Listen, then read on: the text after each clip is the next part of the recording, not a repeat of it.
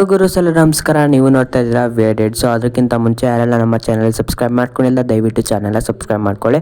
ಇದೇ ಥರ ಅಪ್ಡೇಟ್ ಕೊಡ್ತಾನೆ ಇರ್ತೀನಿ.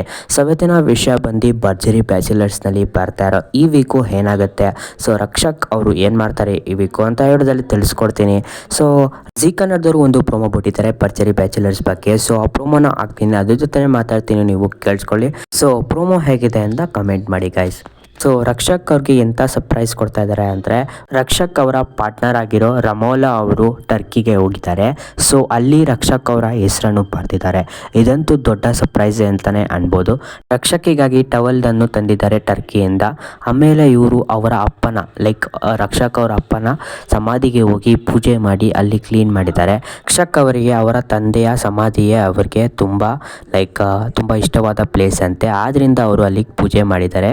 ರಕ್ಷಕ್ ಅವರು ಸಹ ಸ್ವಲ್ಪ ಕಣ್ಣೀರು ಸಹ ಹಾಕಿದ್ದಾರೆ. ಅವರ ತಂದೆನ ಜ್ಞಾಪಿಸ್ಕೊಂಡು ಅವರು ತುಂಬ ದುಃಖ ಪಡ್ತಾ ಇದ್ದಾರೆ. ನೀವೆಲ್ಲ ನೋಡ್ಬೋದು, ಇಲ್ಲಿ ಸ್ಕ್ರೀನಲ್ಲಿ ಹಾಕಿದ್ದೀನಿ ನಾನು. ಇದೇ ರಕ್ಷಕ್ ಆಗೋ ಅವರ ಪಾರ್ಟ್ನರು ಮಾಡ್ತಾ ಇರೋದು.